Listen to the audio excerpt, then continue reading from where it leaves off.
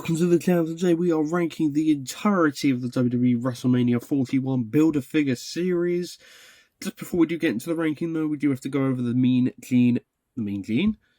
Howard Finkel Build-A-Figure. Sorry, so I've got Mean Gene for a comparison here. I've got my mind confused.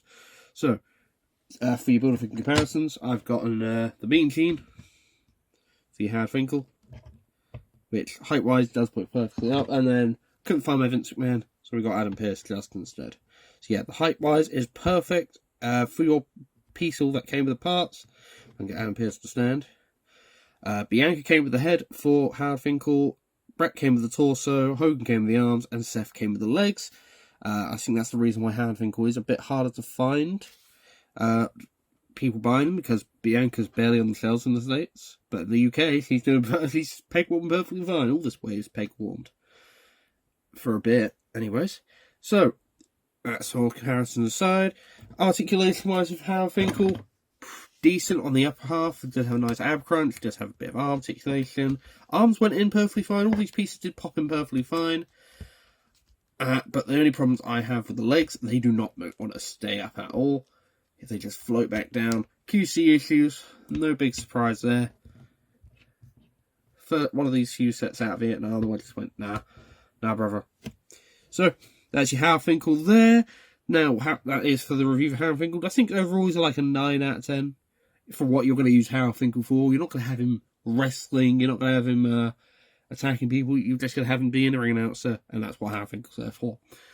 So, we've got Seth, got Bianca, Brett, and Hogan, and Howard Finkel here. How we do these rankings is I just go over a few stuff. Who do I think sold the best in this wave? Best selling in this wave was Bianca. I think she has sold pretty well for the price. Normally $14.99, I believe. She's in the UK at the moment. So pretty cool looking figure there. Who do I think sold the worst? Seth. Seth is still peg warming to this very day. For only £10, you picked Seth's up. Who do I think is the best articulated? I've got to go with Hogan on this one, surprisingly. Moved perfectly round, up, down, left, right. All you need there. A bit big on the Hogan. Found some stilts or something backstage and put himself on them. And then worst articulated is got to go to Bret Hart here, surprisingly. Normally it is the women's figures, but the legs again are very stiff. Can't really do anything much with them. It was between Bret and Howard Finkel for this position. Best head sculpt, I've got to give it to Howard Finkel. Does pretty much look like him. Howard Finkel. And who do I think's got the worst head sculpts? I've got to go again with Bret. They've not nailed Bret at all with head sculpts since his time in WWE Mattel's series. Not done very well. So, so we've done best selling, worst selling, best articulated, least articulated. Best head sculpt, worst head sculpt. Best accessory in the set's got to go to the Hogan t-shirt. Does look pretty cool. Worst is going to the feather boa. Because I want a feather boa that's an actual feather boa. Mattel. Next Hogan. If you're going to do any more Hogans, that's what you got to do next. So, with that being said, that's all the figures there. All the things we talk about. Let's go to who is number 5. Back in just a moment. Coming in at number 5 for me was Bret the Hitman Hart. Very tough decision over the bottom two here, but I can't get over the fact that his legs does not want to move. If his legs moved, then he would definitely have been even a bit higher in this. Maybe he could have gotten to number 3, maybe number 2 if we were lucky, but I just don't like the head scan. The gear's alright, it's missing a lot of pieces. If it came with that trophy that he was the match represented, then we would have been talking maybe number 1. If his legs worked as well. But no legs working, lack of accessories, puts him at number 5. Who's coming in at number 4? Coming in at number 4, I have got the Seth freaking Rollins. Overall, I did enjoy this figure. It does pose around decently, it does look decently. My main complaint is, if we have a look at the back here, move the head, where's his back tattoo? No back tattoo kind of ruins this figure for me. Also, if they put maybe some entrance gear on him, would have been nice, but he's just plain Jane, man. There's nothing else on him. It's pink and red attack, but that's it. Nice belt, but rather than that, yeah, I might do a head swap on this and put it on my Rollins I have on my display, but I can't put any more higher than this, unfortunately, so that's why he is at number 4. See who is going to be at number 3. At number 3, I've got the Hulkster brother Hollywood, Plain Jane, Hulk Hogan. This figure surprised me, because I thought this figure was going to be god-awful. I thought it was going to be peg warming like crazy. It's still been the pegs, but not as bad as some other Hogan figures.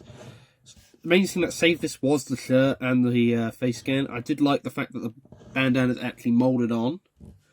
Glasses are alright, the head scan's okay. As we'll see there, if I move these glasses, it does look like Old Man Hogan. The main thing that also saved this figure from going any lower on the list was the tattoos. The ones on the side here saying I am, and then Immortal on his wrist, and then the massive Immortal tattoo on his back there. We have to watch the Hogan review to actually see that, because I'm not wrestling this Hogan now. The only thing that put this figure so low on the list, like midway, is this skin tan. Brother, this skin tan. Yeah, I can't really say much more than that. I have it fully explained in the actual Hogan review, but I'll leave that in the description below. But he just didn't have a skin tan at that event. He should have had this normal skin tone, plain Jane white skin tone. But we're going to cut back in who is number 2 and who is number 1. So coming in at number 2, I have got Howard Finkel coming in at number 2, and then number 1 being Bianca Belair. The main reason why Howard Finkel came at number 2 is because of these legs. They just don't want to move for God nor money. So that's why I put Bianca there, number 1. But the main reason Bianca got number 1 was I do like the gear. It does pose around pretty well, as you can see in the review for the Bianca Belair. If you haven't, I'll leave that in the description. Nice accessories. The title belt is nice. The glasses are nice. The only thing I didn't like about the Bianca is the earrings are the wrong colour. I know I'm a very sad man if I know the earrings are the wrong colour. They should be gold, and the glasses are not. They should be more square. And then, like, the choker piece he's got there should be gold with a gold. More golden lips there. So, yeah. Overall, this wave was... if the Seth was better and the Bret was better, then I'd be talking a pretty good wave. But it was a decent wave. The main highlights were the main top 3, as we did mention there. But overall, I'm paid half price for most of this set, if not majority a bit less. So I did pick up for a decent price, and I'm glad to finally have a Howard Finkel in my collection. Now, if you agree with me on any disagree with me, let me know in the comment section below. If you can like, subscribe, if you hadn't done so already, that'd be fantastic. And I'll see you all in the next video. Thank you, and goodbye.